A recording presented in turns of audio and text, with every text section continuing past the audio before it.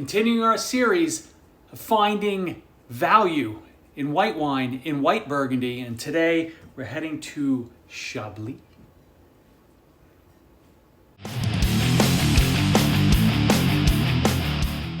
So welcome back to Drinking It In. I am your host, Chris Cassara. We are here to help you know more and drink better, and today we're talking about Chablis, which is one of the places in the world that makes the best Chardonnay, is one, in my opinion. And just like everywhere else in Burgundy, there are bottles that cost hundreds and hundreds of dollars, and that can serve as an amazing foundation of your cellar.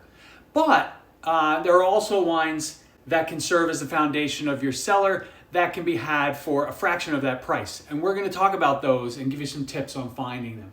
So Chablis is in the northernmost region of Burgundy. Northernmost region, so it means the cooler climate keeps the wines bright, fresh, and loaded with fruit. Now, the soil is Kimmeridgian, which is a limestone-rich soil that dates back to the Jurassic period, millions of years ago, when it was part of the sea. And so that would explain the presence of fossilized oyster shells in the soil and the resulting salinity that, if you're lucky, you can get in some of these wines. They're present in a lot of wines. I've gotten it a few times. For me, it's hard. It's a hard thing to taste, but when I get it, it's really fantastic. So the big difference here from the rest of Burgundy that we've covered we've covered pretty significantly. The wines rarely use any oak treatment. So the production uses stainless steel vats as opposed to oak barrels. And this results in a bit of a different style wine, right? That's why I said earlier that these are great candidates for your cellar if you like the style. Now, Chablis wines tend to be lean, crisp, lighter bodied with high acidity. Flavors and descriptors would include citrus and pear, apple, minerality, and perhaps some white flowers. If you're lucky, you get that salinity. Because of the high acid, these wines are great with creamy sauces, clam chowder, sushi, and other styles of raw fish, like a crudo, if you're in the Italian zone. It's obviously also perfect for fish, seafood, and chicken, and salads, things like that. Now, there are different classifications of Chablis that you need to understand to help you navigate the environment and pick out a great bottle. Also, focus on a particular price range. So start at the lowest level, the biggest level of this pyramid, Petit Chablis. So think of this as like the regional level Chardonnay, kind of like that Bourgogne level that we've covered in other episodes. These vineyards are just from around the town of Chablis. The wines tend to be tart, high in acid with a lot of citrus. They can be a very good starting point to explore Chablis, and generally $15 to $20 will get you a Petit Chablis. A step up from Petit Chablis is just Chablis. These wines come from locations that are closer to the village of Chablis and have a little more nuance and different flavors. They're not as tart. These wines are really good sitting in your cellar for a while, 5 years or so.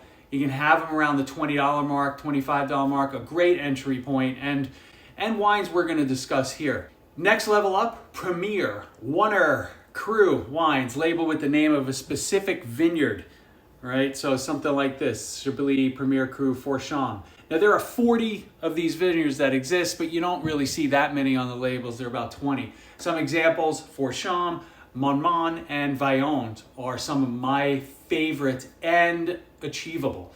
So these wines are generally above $30. Some can be well above that mark, but if you search hard enough, you can find some certainly under the $40 mark, and they make great starters for your cellar. Grand Cru, top 7 sites right in the town of Chablis. A few names that you may see on labels are Grenouille, Vaudessire, and Blanchot. These wines are, I'm going to say, supposedly more flinty, have nutty and honey characteristics, and can age for a long time. I say supposedly because I'm not sure I ever tasted one. I may have, but it doesn't come to mind. So, and these wines they're going to be expensive, so not something we're going to cover here in detail in this video, which is about finding value in the Chablis region. So how do we find great wines and stay within a budget? Whatever budget you establish, whether that's $40 a bottle or $20 a bottle, you can find wines from this region.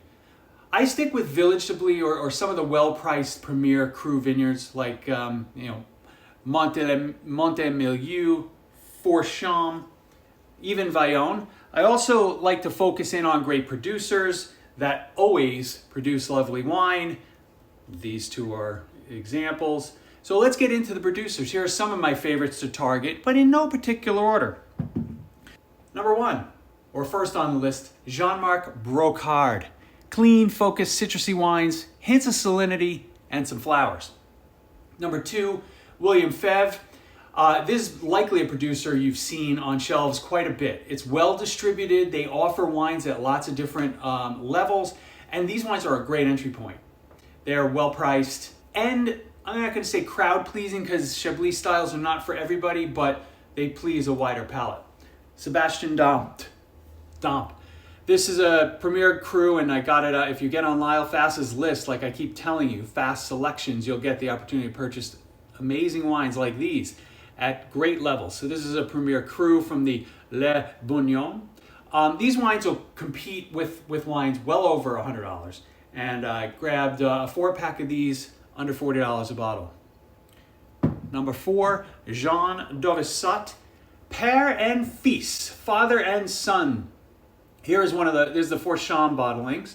Again, obtained through Fast Selections. This wine is rich and round for a Chablis. Kind of get like, pure lemons, limes, apple notes, and the finish on these go on forever. Now, these wines purchased for under $45, and would, if these were in a blind tasting next to some of the wines that cost 2 to 4 times this amount, it would do really well. So now that I'm looking at these two bottles, it makes me think I should be doing a video and taste them side by side. So I feel like I'm gonna do that soon, so keep an eye out for that. That's all I got for now. Hopefully this gives you a little bit of a foundation on how to navigate the world of Chablis wines for under $40. If you have any favorites that I should look for, let me know in the comments. I'm always looking for more Chablis. I really enjoy it. It hits the right mark. It usually hits the right mark across the board for Chardonnay wines for me. And my wife too. My wife really enjoyed a few of the recent Chablis she had. I think that was eye-opening because she likes a little more oak in her wine, but the Chablis made the cut. If you haven't already subscribed, because while I appreciate everybody watching, 93.7% of you are not subscribed, so hit that subscribe button, please. And I will see you soon. Thank you for joining.